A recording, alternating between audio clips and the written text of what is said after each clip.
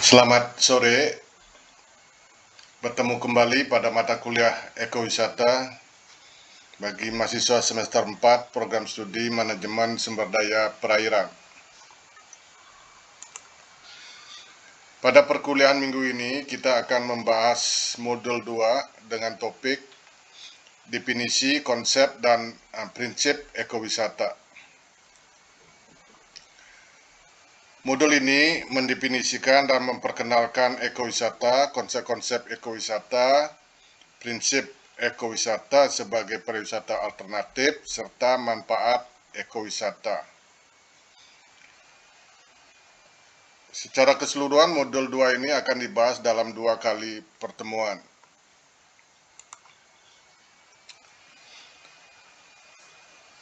Tujuan dari pembelajaran modul ini diharapkan mahasiswa mampu pertama menjelaskan pengertian ekowisata dan latar belakang munculnya ekowisata sebagai pariwisata alternatif beserta konsep-konsep ekowisata. Nah, ini sesuai dengan sub capaian pembelajaran mata kuliah yang kedua. Kemudian yang kedua adalah menjelaskan prinsip dan manfaat ekowisata, yaitu sub CPNK 3. Nah, untuk sub CPNK 2 ini akan kita bahas pada pertemuan minggu ini. Jadi diskusi dalam modul ini dibagi ke dalam 5 bagian. Dua bagian akan kita bahas pada minggu kedua, yaitu latar belakang munculnya ekowisata, definisi ekowisata, dan konsep ekowisata. Dua materi berikutnya akan kita bahas minggu depan.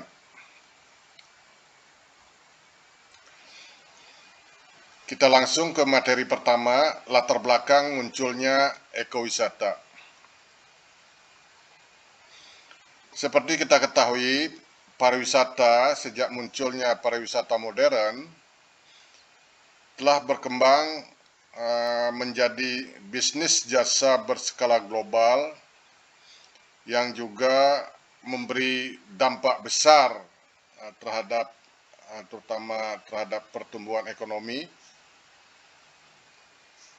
dan ini banyak dinikmati oleh negara-negara, terutama negara-negara yang mempunyai potensi pariwisata alam. Nah, dengan perkembangan pariwisata ini juga tumbuh penciptaan lapangan kerja yang luas, diiringi dengan perbaikan infrastruktur, dan secara nyata bisa mengurangi kemiskinan di banyak negara maupun daerah. Namun demikian, di samping pariwisata itu mempunyai dampak positif yang besar, pariwisata ternyata juga menimbulkan dampak negatif yang juga besar, terutama terhadap integritas budaya, kemudian dampak negatif terhadap lingkungan hidup beserta keanekaragaman hayati,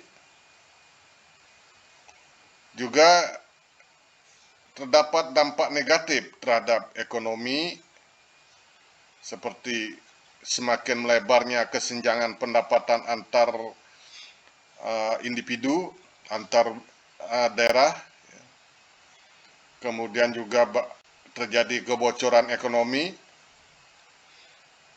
Mungkin lebih banyak barang-barang yang dibutuhkan untuk kebutuhan pariwisata itu adalah diperoleh dari impor, dan juga mahalnya harga-harga yang harus ditanggung oleh penduduk tuan rumah, karena ada kecenderungan penduduk tuan rumah bersaing di dalam mendapatkan barang dan jasa dengan wisatawan.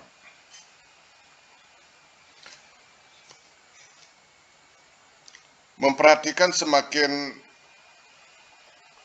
nyatanya dampak negatif dari pariwisata, tumbuhlah seiring dengan tumbuhnya kepedulian lingkungan yang menyadari bahwa pariwisata walaupun memberikan dampak positif yang besar, tapi juga ternyata banyak menimbulkan masalah lingkungan. Misalnya kerusakan lingkungan, baik fisik maupun hayati, ya, maupun juga terhadap budaya. Berkembang pula, ya, ada kecenderungan meningkatnya permintaan untuk pengalaman wisata berbasis alam yang lebih ramah lingkungan. Jadi ada pergeseran konsumen yang bertanggung jawab, ya, jadi tumbuhnya konsumen wisatawan untuk memperoleh pengalaman wisata berbasis alam yang lebih ramah lingkungan dan bertanggung jawab sebagai ketidakpuasan dengan pariwisata massal.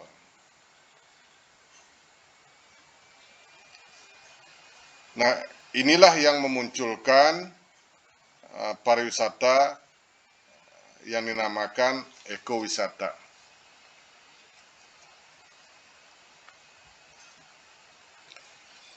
Secara politik, ya, ekowisata berkembang dan populer dari gerakan lingkungan yang dimulai sejak tahun 1970-an dan juga pertengahan 1980-an dan berlanjut pada tahun 1990-an. Ini ditandai dengan beberapa event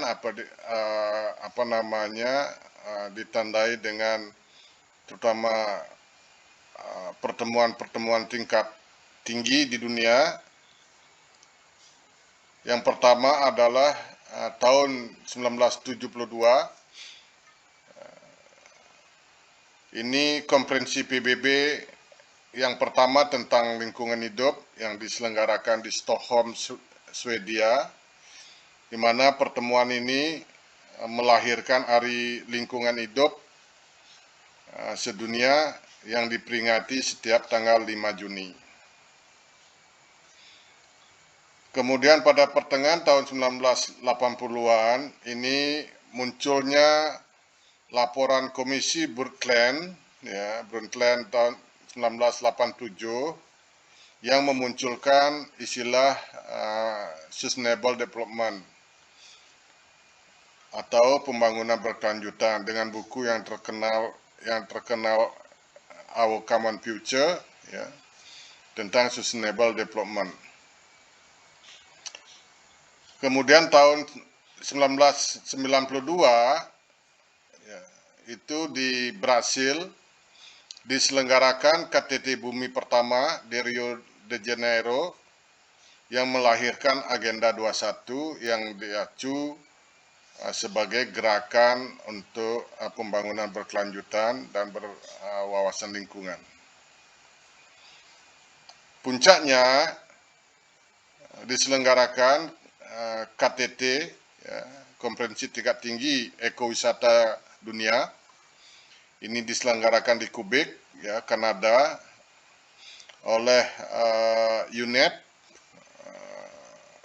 Badan Pembangunan Ekonomi Pembangunan Badan Lingkungan dan Pembangunan PBB, dan juga Badan Dunia yang mengurusi pariwisata, UNWTO. Diselenggarakan pada tahun 2002 dan tahun ini dikenal sebagai Tahun Internasional Ekowisata. Kemudian secara saintifik, ekowisata berkembang dari gerakan konservasi tahun 1990, di mana Megan Epler-Woods, ya, seorang ahli biologi margasatwa, ini mendirikan sebuah foundation atau yayasan LSM, The International Ecotourism Society, yang kita kenal dengan TIES.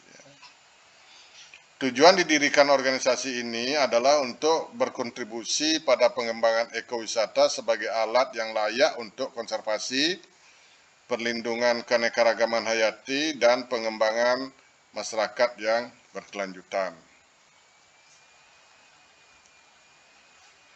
Nah, selanjutnya paradigma ekowisata ini sesungguhnya mewakili apapun yang diabaikan dalam bentuk pariwisata konvensional.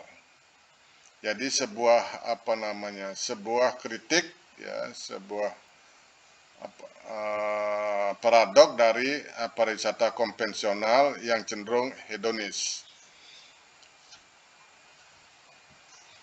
Ekowisata juga terdiri dari semua komponen yang merupakan bagian integral dari strategi keseluruhan penggunaan sumber daya secara berkelanjutan yang terintegrasi dalam arti lateral, yaitu manajemen atau penggunaan optimal.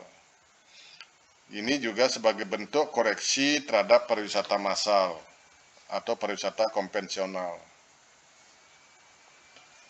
Nah, paradigma ekowisata memiliki pendekatan antroposentris dan keuntungan secara ketat berpusat pada perpaduan antara ekologi dan ekonomi. Jadi ada upaya untuk menemukan manfaat ekologi dan ekonomi dalam pariwisata, dan itu ditemukan dalam konsep ekowisata. Sekarang ini ekowisata dianggap sebagai salah satu sektor dengan pertumbuhan tercepat dalam industri perjalanan, sekitar 5% setiap tahunnya tumbuhnya, ya, terhitung sekitar 6% dari produk domestik bruto dunia. Cukup besar kontribusinya dari ekowisata. Bahkan ketika pasar untuk pariwisata tradisional tumbuh stagnan, perkiraan global UNWTO memproyeksikan pertumbuhan yang cepat dalam industri ekowisata selama dekade terakhir.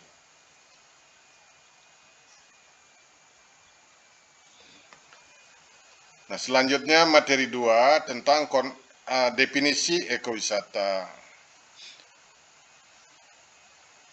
Definisi formal dari ekowisata ini pertama kali mengacu kepada definisi yang dikemukakan oleh Ceballos Lascaux-Rhine yang mendefinisikan ekowisata sebagai bepergian ke daerah alami yang relatif tidak terganggu atau tidak tercemari dengan tujuan khusus untuk mempelajari, mengagumi, dan menikmati pemandangan serta tumbuhan dan hewan liarnya, serta manifestasi budaya apapun yang ada, ya, baik ini budaya dulu maupun sekarang, yang ditemukan di area tersebut.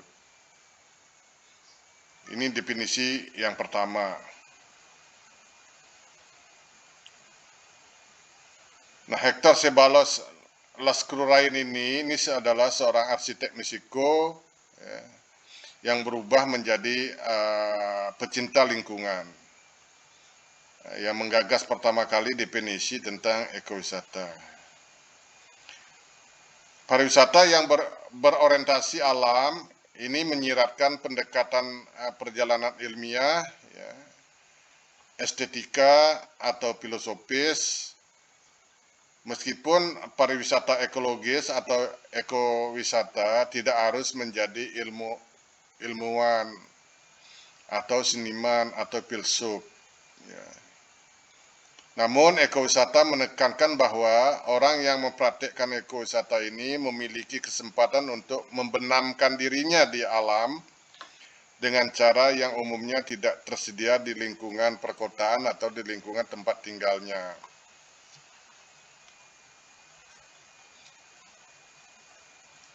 Nah, selanjutnya definisi ekowisata oleh Ceballos ini telah diperdebatkan bahwa definisi tersebut tidak menyatakan apapun tentang upaya untuk menghindari degradasi sumber daya alam dan lingkungan atau terkait dengan dampak positif, ya, pada flora dan fauna, pada ekonomi, atau meningkatkan pengalaman pengunjung atau tingkat kepuasan.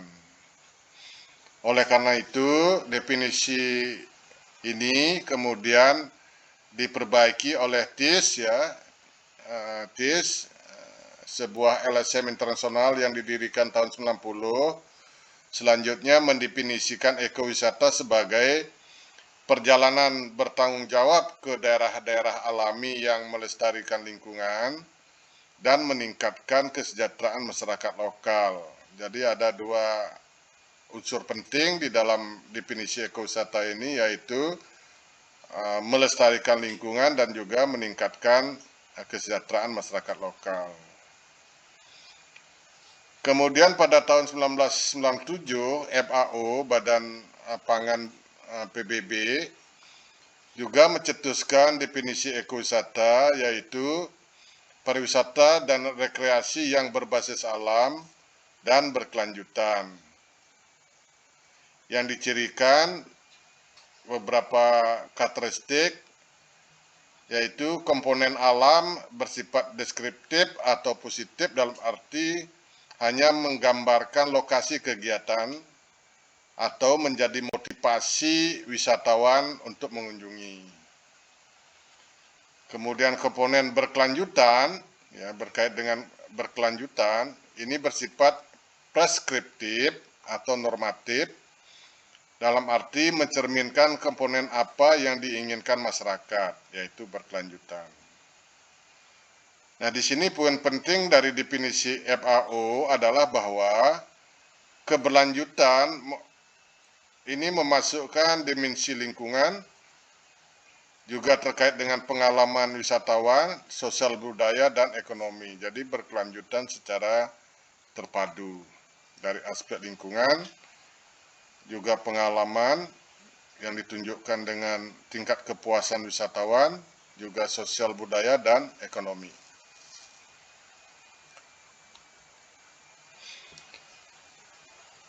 Berikutnya materi ketiga, konsep ekowisata. Nah, dari sejumlah definisi tentang ekowisata telah melahirkan beberapa konsep ekowisata. Sebagai sebuah subkomponen dari pariwisata berkelanjutan, ekowisata dapat dikategorikan sebagai proses dan bentuk pariwisata yang berkelanjutan. Nah, dari dasar inilah muncullah beberapa konsep ekowisata sebagai pariwisata berkelanjutan. Yang pertama, yaitu perjalanan wisata ke area alami. Nah, di sini terutama daerah tujuan wisata berupa lokasi, ya, yang utamanya adalah komponen ekosistem atau kombinasi beberapa ekosistem. Contohnya, ya, berwisata ke ekosistem hutan, terumbu karang, savana, dan lain sebagainya. Itu konsep pertama adalah perjalanan wisata ke area alami. Yang kedua, dari definisi ini juga memunculkan konsep ekowisata itu adalah bepergian dengan menghormati budaya lokal atau melibatkan tindakan bertanggung jawab di pihak baik itu di pihak wisatawan maupun pelaku usaha. Jadi ada konsep wisatawan yang melakukan bepergian ke sebuah destinasi dan juga pelaku usaha yang melayani wisatawan ini harus menghormati budaya lokal dan juga melibatkan tindakan yang bertanggung jawab. Bahwa salah satu lokasi ekowisata berada di dalam atau di dekat masyarakat lokal atau masyarakat adat, atau jika tidak ada komunitas di dekatnya, bagian dari layanan ekowisata disediakan oleh masyarakat lokal. Nah, di sini menghormati dalam pengertian ini bisa berarti secara proaktif dari pihak pengunjung untuk tidak menyinggung perasaan masyarakat lokal. Misalnya memastikan bahwa tempat-tempat keramat tidak dinodai, dan mengambil tindakan pencegahan terhadap kerusakan atau pencemaran pada sumber daya penting yang digunakan oleh masyarakat, misalnya adalah sumber air untuk masyarakat. Yang ketiga, konsep yang ketiga ini adalah ekowisata memberi manfaat bagi masyarakat lokal atau masyarakat setempat untuk mendukung kesejahteraannya. Nah, di sini berimplikasi bahwa pendapatan yang dihasilkan dari kegiatan ekowisata sepenuhnya atau sebagian diberikan kepada masyarakat lokal yang memiliki, mengelola, atau melindungi lokasi ekowisata tersebut. Kemudian berbasis masyarakat atau partisipasi masyarakat yang menganut prinsip subsidiaritas, artinya mereka yang paling dekat dengan sumber daya alam berada dalam posisi terbaik untuk melindungi dan mengelolanya. Oleh karena itu, di dalam kegiatan ekowisata itu harus melibatkan masyarakat, harus berbasis masyarakat.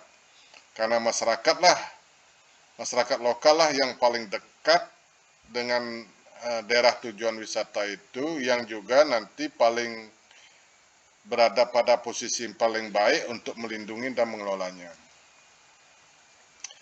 Jika masyarakat bermitra dengan sektor bisnis dalam mengelola program ekowisata, setidaknya sebagian dari hasilnya harus diberikan kepada masyarakat sebagai insentif bagi anggota masyarakat untuk mempertahankan, melindungi, dan mengelola sumber daya alam sebagai sumber daya ekowisata.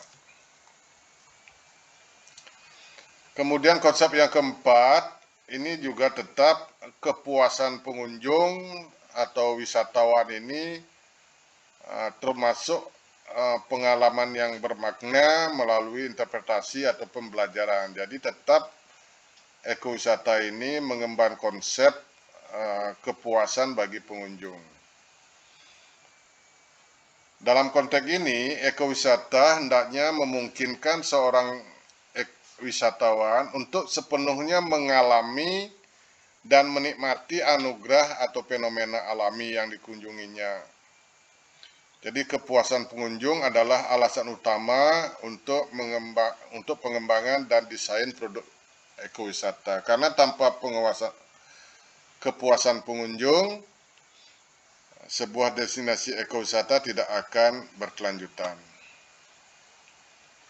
Hal ini dapat dilakukan dengan memastikan bahwa pemandu wisata dapat melakukan interpretasi alam dan budaya dengan benar.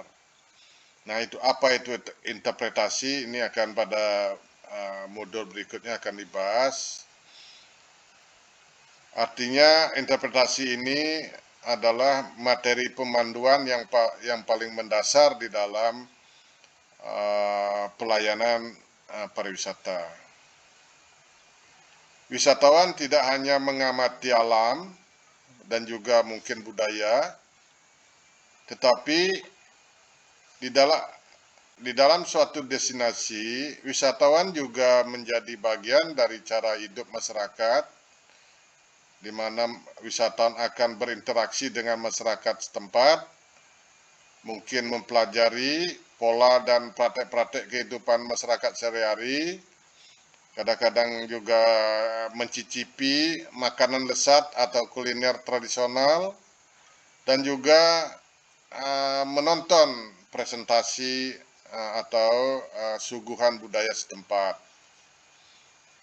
Keseluruhannya ini akan menciptakan pengalaman yang penuh makna bagi wisatawan, sehingga akan dapat mendorong peningkatan kepuasannya.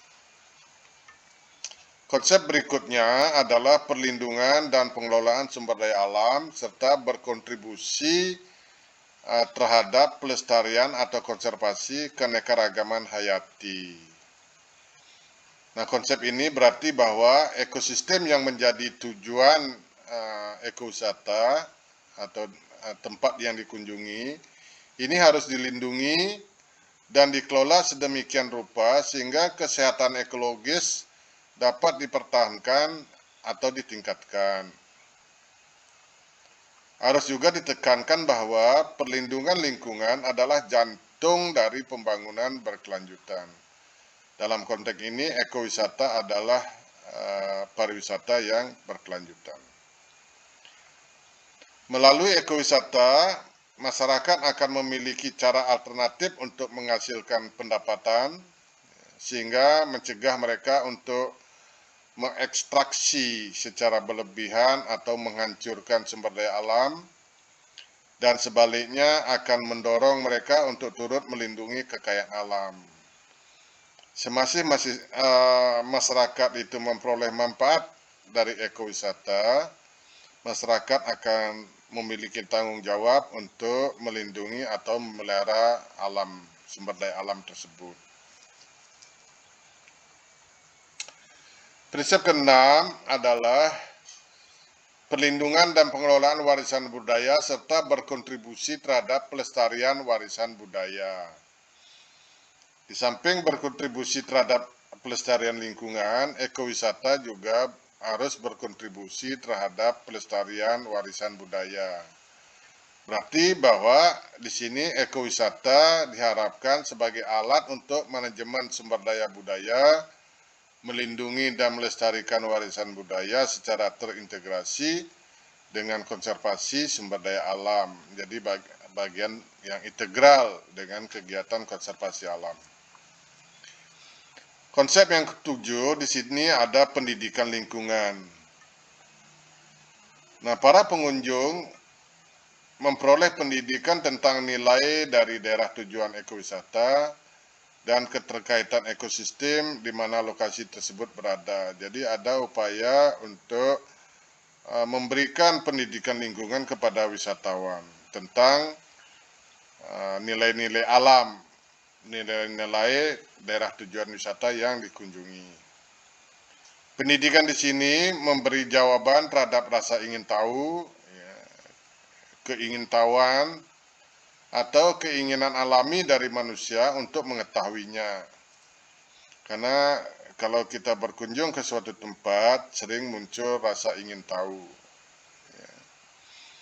Karena sesungguhnya sebagian besar dari kegiatan ekowisata bertujuan untuk memuaskan keinginan alami dalam memahami sesuatu yang merangsang minat pada pikiran, selain hanya mengalami sesuatu dalam bentuk alami. Jadi ada penasaran, rasa penasaran untuk ingin mengetahui sesuatu, tidak hanya yang dialami. Kelapan adalah diusahakan terutama untuk kelompok kecil oleh bisnis skala kecil. Jadi ekowisata ini adalah bisnis yang diusahakan oleh masyarakat, ya, oleh kelompok dilaksanakan dalam kelompok-kelompok kecil dan juga bisnisnya skala kecil. Oleh karena ini sangat cocok untuk pemberdayaan masyarakat karena melibatkan usaha kecil. Ini mencerminkan usaha ekowisata ditujukan untuk melayani kunjungan wisatawan dalam kelompok-kelompok kecil. Berbeda dengan pariwisata massal. Yang kesembilan, mengharuskan sekecil mungkin konsumsi sumber daya tak terbarukan. Oleh karena itu, di daerah tujuan ekowisata ini biasanya memanfaatkan sumber energi, sumber air, ya, sumber energi yang terbarukan, ya, karena bersifat ramah lingkungan.